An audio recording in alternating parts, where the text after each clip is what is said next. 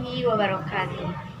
Fi hadhil fursati sa'idah wa jamilah sa'ubayyina lakum an mubahasana indikator pencapaian kompetensi au IPK Madatul Lughatil Arabiyyah minal madrasati sanawiyah islamiyah fil fasli al-hadiyata asrota anil maudu as-sihah.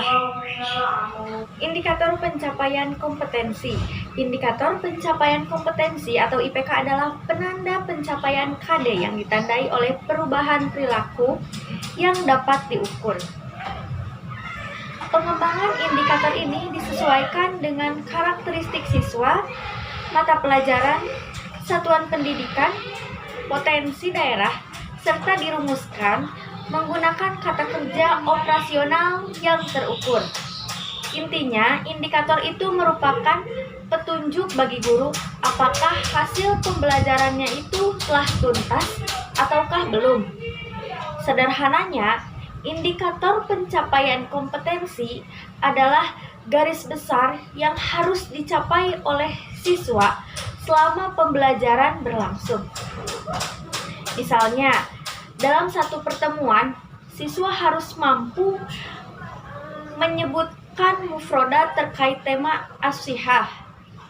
Maka, pembelajaran dilaksanakan semata-mata agar siswa dapat menyebutkan mufrodat terkait tema as-sihah tersebut. Ketika siswa sudah mampu menyebutkan mufrodat as-sihah yang tadi, benar berarti pembelajarannya dikatakan telah tuntas. Sebaliknya, jika siswa belum mampu menyebutkan mufrodat as-sihah tadi, maka pembelajaran dikatakan belum tuntas. Selanjutnya, indikator itu harus dimulai dari tingkatan berpikir yang mudah ke yang sukar, atau sederhananya yang kompleks, dari yang dekat ke yang jauh, dan dari yang konkret ke yang abstrak, bukan sebaliknya. Kata kerja operasional pada KD harus benar-benar terwakili dan juga teruji akurasinya pada kalimat yang dituliskan di indikator pembelajaran. Fungsi IPK. Fungsi IPK ada 4. Yang pertama yaitu mengembangkan materi pembelajaran. Maksudnya pembelajaran materi itu harus sesuai dengan indikator yang telah dirumuskan sebelumnya. Yang pertama, mengembangkan materi pembelajaran. Maksudnya pembelajaran materi itu harus sesuai dengan indikator yang telah dirumuskan sebelumnya. Yang kedua, mendesain kegiatan pembelajaran. Di sini pembelajarannya itu harus sesuai dengan IPK yang sekiranya kegiatan pembelajarannya itu bisa berjalan dengan efektif dan efisien. Yang ketiga, mengembangkan bahan ajar.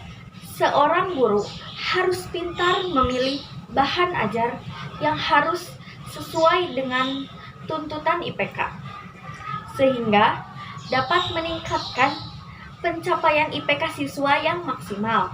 Yang keempat, merancang dan melaksanakan penilaian hasil belajar. Rancangan penilaian merupakan sebuah acuan dalam menentukan bentuk dan juga jenis penilaian yang baik dan benar. Langkah-langkah penyusunan IPK. Menganalisis tingkat kompetensi yang digunakan pada KD. Menganalisis KKO. Maksudnya, di sini kita akan melihat sampai level mana kata kerja operasional yang ada pada KD tersebut. Selanjutnya, menganalisis indikator berdasarkan tingkat UKRK kompetensi pada KD. Artinya, kita harus melihat dari segi urgensi, kontinuitas, relevansi, dan keterpakaian kompetensi pada KD tersebut. Karena kan materi itu banyak. Untuk menentukan prioritasnya, kita harus lihat berdasarkan UKRK-nya. Sementara untuk menentukan kata kerja operasional, tentunya kita harus merujuk pada pakar. Dalam hal ini bisa memakai taksonomi Bloom.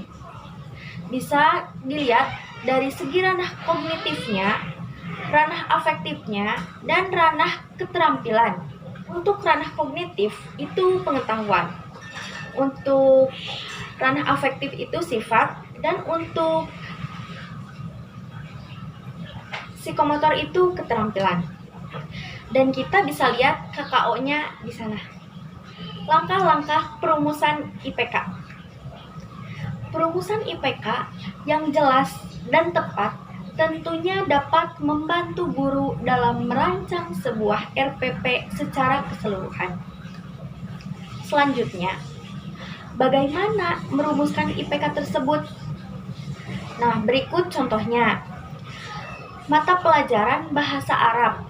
Misalnya, di KD 3.4 menganalisis gagasan dari teks bahasa Arab yang berkaitan dengan tema as-sihah, al-mustashfa, wasoidaliyah, iyadatul mardo. Nah, di sana KKO pada level KD-nya yaitu menganalisis.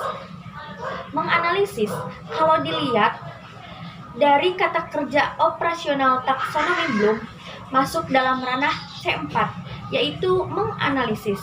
Untuk membuat indikatornya, kita harus turunkan dari kata kerja operasional yang masuk dalam ranah C4 tersebut, yaitu menganalisis. Nah, misal 3.4.1 melengkapi kalimat berdasarkan teks yang didengar.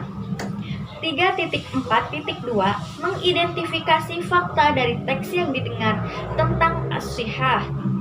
3.4.3 mengidentifikasi fakta dari teks yang dibaca tentang as-sihah. 3.4.4 menemukan fakta dari teks yang dibaca tentang as-sihah. Nah, selanjutnya, bagaimana kita mengklasifikasikan indikator? Di sini ada 3 klasifikasi indikator. Yang pertama, indikator pendukung atau syarat, yaitu di bawah level KKO KD. Yang kedua, indikator kunci. Itu indikator yang setara atau sama yang sesuai level KKO KD dan ini wajib sampai. Yang ketiga, yaitu indikator pengayaan. Nah, ini levelnya lebih tinggi dari level KKO-KD. Kalau yang pengayaan ini, jadi tergantung pada indeks siswa sesuai pada kelasnya. Untuk pengayaan, saya sarankan tetap ada, tapi realnya di lapangan, jika memang perlu ya silahkan, jika memang mau diadakan. Akan tetapi, jika indeks siswa yang ada di dalam kelas itu tidak memungkinkan, ya cukup di indikator kunci saja, itu sudah benar-benar bagus. Selanjutnya di sini ada contoh pengembangan indikator dari UKRK.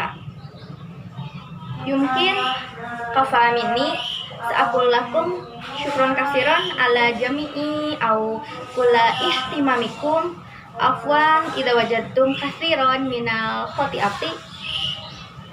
Billahi taufiq wal hidayah wa ridha wal inayah. Wassalamualaikum warahmatullahi wabarakatuh.